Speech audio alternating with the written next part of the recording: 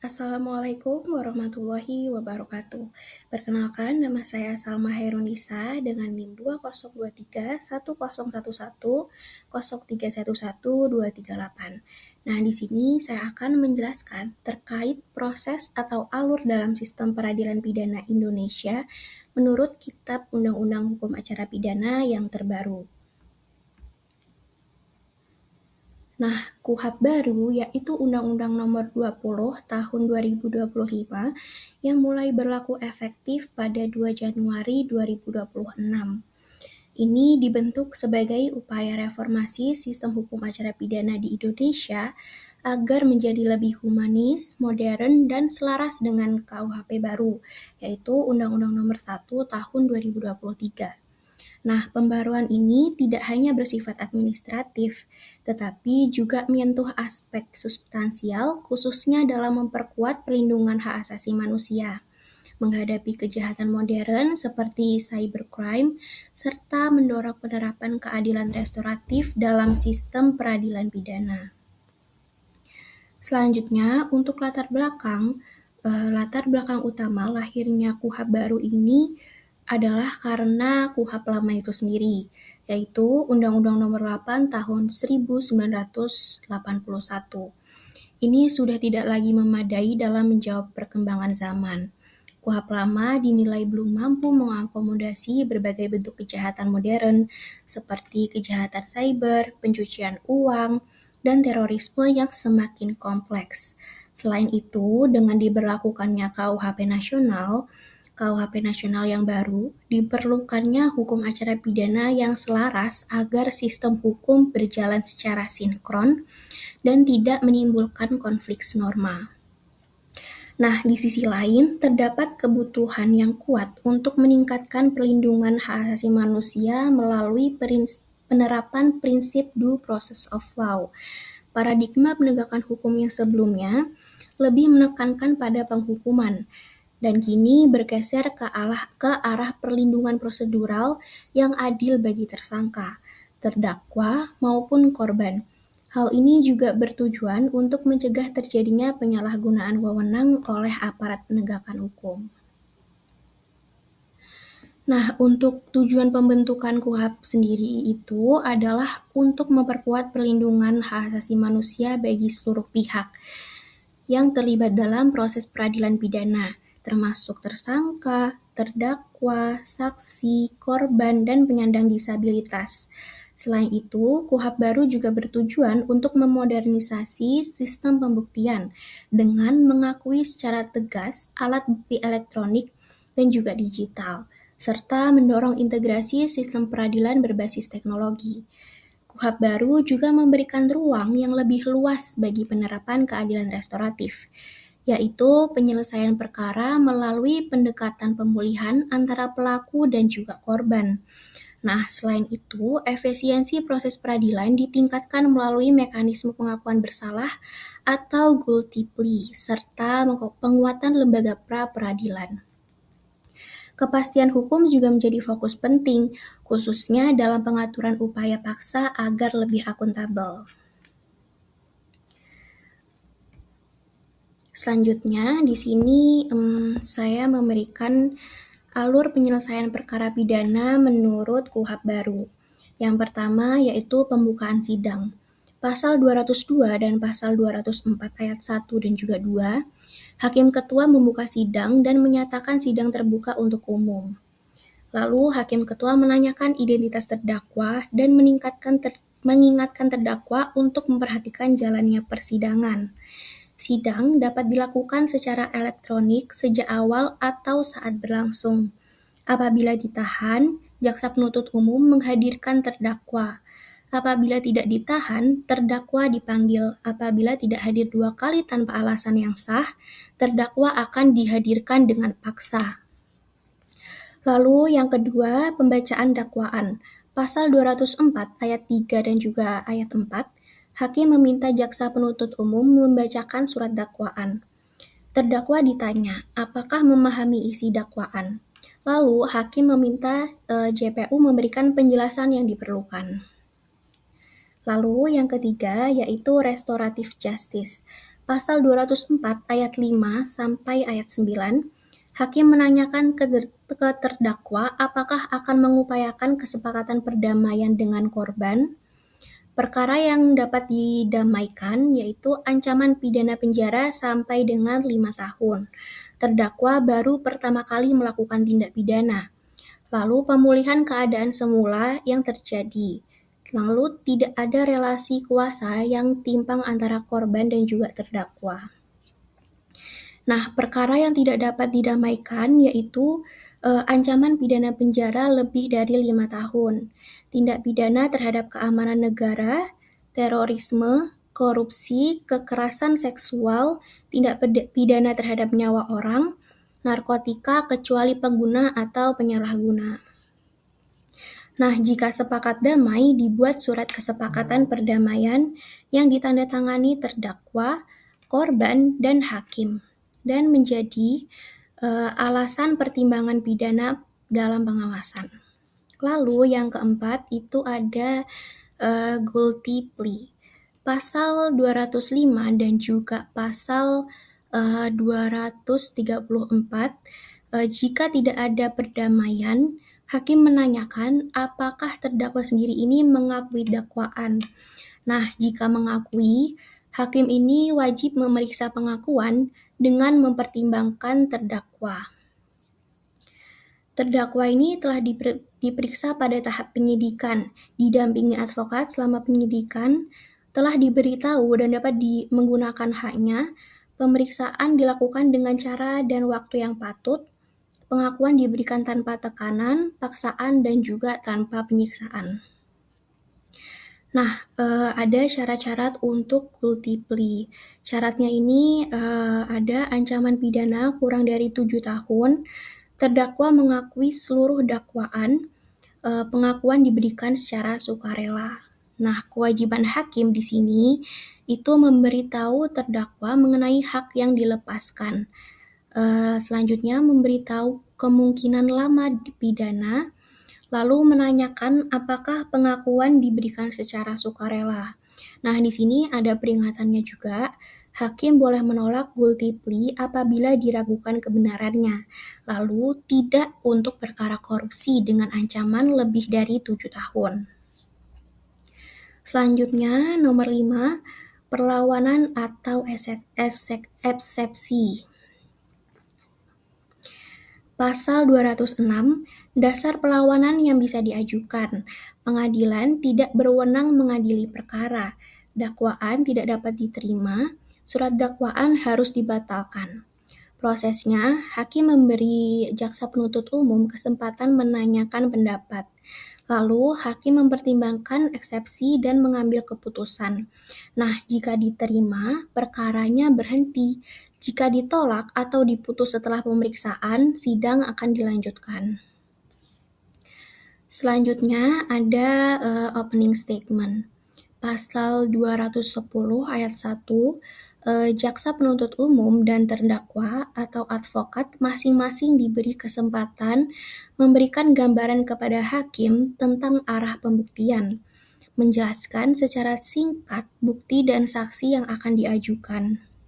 Lalu yang ketujuh itu ada pembuktian oleh penuntut umum. Urutan pembuktian ini terdapat di pasal 210 ayat 4. Jaksa penuntut umum mengajukan saksi, ahli, dan buktinya terlebih dahulu. Persiapan pemeriksaan saksi itu urutan saksi dan ahli ditentukan pihak yang memanggil, pasal 210 ayat 3. Lalu, hakim meneliti kehadiran semua saksi atau ahli dan memerintahkan saksi atau ahli untuk tidak berhubungan sebelum memberi keterangan. Ini ada di pasal 209. Lalu, persiapan pemeriksaan saksi. Hakim menanyakan nama lengkap, umur, tanggal lahir, jenis kelamin, kebangsaan, tempat tinggal, agama, dan pekerjaan saksi. Hakim juga menanyakan apakah saksi mengenal terdakwa atau ada hubungan keluarga atau kerja. Lalu, hakim mengambil sumpah saksi atau ahli sesuai kepercayaannya masing-masing. Nah, Peran hakim di sini dalam pemeriksaan saksi ini menolak pertanyaan yang tidak relevan. Ini ada di pasal 214 ayat 7. Lalu mengajukan pertanyaan klarifikasi, pasal 214 ayat 8. Lalu meminta keterangan yang dipandang perlu. Pak, ini ada di pasal 214 ayat 9. Lalu dilarang menunjukkan sikap atau pernyataannya mengenai keyakinan salah atau tidaknya terdakwa sebelum putusan. Ini ada di pasal 208. Selanjutnya, nomor 8, pembuktian oleh terdakwa atau penasihat hukum. Pasal 210 ayat 8 dan juga 9, setelah pembuktian, jaksa penuntut umum, hakim memberi advokat kesempatan untuk menghadirkan bukti, ahli, dan juga saksi. Urutan bertanya untuk saksi terdakwa yaitu advokat, lalu jaksa penuntut umum, lalu advokat, dan kembali ke hakim. Terdakwa memberikan keterangan di akhir pemeriksaan setelah semua saksi. Lalu yang nomor 9, pembuktian sanggahan atau rebuttal. Pasal 210 ayat 10, setelah pemeriksaan terdakwa, hakim memberi jaksa penuntut umum kesempatan memanggil saksi atau ahli baru untuk menyanggah pembuktian advokat. Hakim juga memberi kesempatan kepada advokat untuk sanggahan atas rebuttal jika diperlukan. Lalu yang 10 ini ada closing argument. Pasal 231 ayat 1, masing-masing jaksa penuntut umum dan advokat diberikan kesempatan untuk menyampaikan argumen penutup atau closing argument. Keterangan lisan untuk merangkum bukti-bukti tetapi tidak boleh mengemukakan informasi atau bukti baru. Lalu nomor 11 yaitu tuntutan pidana. Pasal 231 ayat 2 dan juga ayat 4, hakim ini menyatakan pemeriksaan selesai, lalu meminta jaksa penuntut umum untuk mengajukan tuntutan pidana setelah menguraikan hal yang memberatkan dan meringankan. Tuntutan dilakukan secara tertulis dan setelah dibacakan selambat-lambatnya 1 hari dan diserahkan ke hakim dan salinannya kepada pihak yang berkepentingan. Lalu nomor 12 selanjutnya itu ada pembelaan.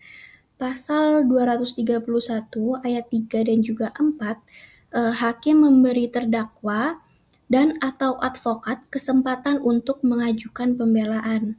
Nah, pembelaan ini dapat dijawab oleh jaksa penuntut umum atau replik, dilakukan secara tertulis, diserahkan ke hakim 1 hari setelah dibacakan, dan salinan ke pihak yang berkepentingan. Lalu, terdakwa atau penasihat hukum selalu mendapat giliran terakhir atau duplik. Nomor 13, selanjutnya ini pemeriksaan ditutup. Pada pasal 231 ayat 5 dan pasal 232, hakim ketua sidang menyatakan pemeriksaan ditutup. Dalam hal tertentu, sidang dapat dibuka kembali. Pasal 232 ayat 1. Nah, selanjutnya ini ada musyawarah majelis hakim. Ini ada di pasal 232 ayat 2 sampai 5 dan pasal 233. Musyawarah dilakukan setelah terdakwa, saksi, advokat, jaksa penuntut umum, dan hadirin meninggalkan ruang sidang. Lalu, musyawarah didasarkan atas surat dakwaan dan segala sesuatu yang terbukti di sidang. Selanjutnya, hakim ketua mengajukan pertanyaan kepada setiap hakim anggota. Setiap pendapat harus disertai pertimbangan beserta alasannya. Nah, di sini hakim wajib mempertimbangkan pedoman pemidanaan KUHP baru dan mencantumkannya di bagian khusus dalam putusan. Putusan diupayakan melalui mufakat bulat. Nah, jika tidak tercapai, diambil suara terbanyak. Dan jika masih tidak tercapai, dipilih pendapat yang paling menguntungkan si terdakwa itu sendiri. Lalu, terakhir, itu ada pembacaan putusan. Nah, pada pasal 233 ayat 5 dan juga 6, dan juga pasal 250, putusan dapat dijatuhkan dan diumumkan pada hari itu juga. Nah, jika dijatuhkan pada hari lain, itu harus diberitahukan kepada jaksa penuntut umum, terdakwa, atau advokat. Lalu, petikan putusan ini ditandatangani oleh hakim dan panitera segera setelah putusan diucapkan. Nah, jenis putusan ini ada pada pasal 244, itu ada 3, yaitu putusan pemidanaan, ini jika terdakwa terbukti bersalah. Lalu putusan bebas jika tindak pidana tidak terbukti. Lalu putusan lepas dari segala tuntutan hukum, yaitu perbuatan terbukti tapi ada dasar peniadaan pidana. Lalu selanjutnya, ini ada perbedaan KUHP baru dan juga KUHP lama. Pada KUHP lama, pemanggilan saksi atau ahli tidak dibatasi jumlahnya. Nah, pembatasan panggilan saksi atau ahli, pasal 201 KUHP membatasi penundaan pemeriksaan saksi atau ahli hanya 2 kali. Apabila tidak hadir dengan alasan yang sah, jika pada sidang berikutnya tetap tidak hadir, pemeriksaan perkara tetap dilanjutkan tanpa mendengar keterangannya. Nah, ketentuan ini itu tidak dikenal dalam KUHP lama, yaitu KUHP 1981. Nah, ini bertujuan untuk mencegah sidang yang berlarut-larut akibat pemanggilan saksi atau ahli berulang kali. Nah, selanjutnya yang kedua, ketentuan mengenai perdamaian atau restoratif justice baru diakomodasi dalam KUHP yang terbaru. Mekanisme perdamaian, proses perdamaian berdasarkan keadilan restoratif kini diatur melalui pasal 204 ayat 5 hingga ayat 9 KUHP. Berbeda dengan regulasi internal Perma nomor 1 tahun 2024, terdapat perubahan pada 9 kriteria perkara yang dapat didamaikan, beserta kondisi-kondisi yang mengecualikan upaya perdamaian. Jika tidak ada kesepakatan damai, terdakwa memiliki kesempatan mengakui dakwaan. Nah, setelah itu, pemeriksaan perkara dilanjutkan melalui pemeriksaan singkat berdasarkan pasal 205 KUHP. Lalu, pengakuan bersalah yang berujung pada pemeriksaan singkat merupakan hal baru dalam KUHP. Pengakuan bersalah dan pengalihan ke acara singkat di pasal 234 KUHP. Jika terdakwa diancam dengan pidana penjara 7 tahun dan mengakui seluruh dakwaan, penuntut umum dapat melimpahkan perkara ke sidang acara pemeriksaan singkat. Pengakuan ini itu dibuat dalam berita acara yang ditandatangani terdakwa dan juga ditandatangani penuntut umum. Hakim bertugas memastikan pengakuan diberikan secara sadar dan sukarela, dengan terlebih dahulu menjelaskan hak yang dilepaskan, serta kemungkinan pidana yang akan dijatuhkan, dan berwenang menolak pengakuan jika meragukan kebenarannya. Atas pengakuan ini, terdakwa memperoleh kompensasi hukuman yang dijatuhi tidak boleh melebihi 2/3 dari ancaman maksimum. Lalu yang nomor 4, KUHP terbaru memberikan ruang untuk pernyataan pembuka sebelum pembuktian dimulai. Nah, kesempatan memberikan pernyataan pembuka, pasal 210 ayat 1 KUHP memberikan kesempatan kepada penuntut umum dan terdakwa atau advokat untuk menyampaikan penjelasan singkat sebelum menyampaikan dan sebelum pembuktian dimulai. Proses ini disebut sebagai pernyataan pembuka. Di Amerika Serikat, proses ini disebut dengan opening statement, karena para juri umumnya merupakan orang awam. Opening statement ini bertujuan untuk memberikan ringkasan perkara dan uraian bukti. KUHP lama atau KUHP 1981 tidak mengenal tahapan ini, sehingga sidang langsung dijatuhkan dengan pemeriksaan saksi. Lalu, yang kelima, kewajiban memeriksa saksi korban terlebih dahulu tidak lagi berlaku dalam KUHP baru. Saksi korban tidak harus diperiksa pertama, berbeda dengan pasal 160 KUHP 1981 yang mewajibkan saksi korban diperiksa pertama. Pasal 210 ayat 3 KUHP menyerahkan penentuan urutan saksi kepada pihak yang menghadirkannya. Namun, penuntut umum tetap diberikan kesempatan pertama untuk mengajukan buktinya terlebih dahulu. Lalu yang nomor 6, pemeriksaan terdakwa kini ditempatkan di akhir, disertai kemungkinan adanya sanggahan atau rebuttal. Terdakwa memberikan keterangan di akhir pemeriksaan. Pasal 210 ayat 9 KUHP menegaskan bahwa terdakwa memberikan keterangan di akhir pemeriksaan. Namun, ayat 10 ini membuka kesempatan bagi penuntut umum untuk menghadirkan saksi atau ahli tambahan guna menyanggah pembuktian dari pihak terdakwa. Mekanisme sanggahan ini tidak dikenal dalam KUHP lama. Nah, selanjutnya, nilai keterangan yang dibacakan tidak lagi disamakan, melainkan hanya dapat dipertimbangkan.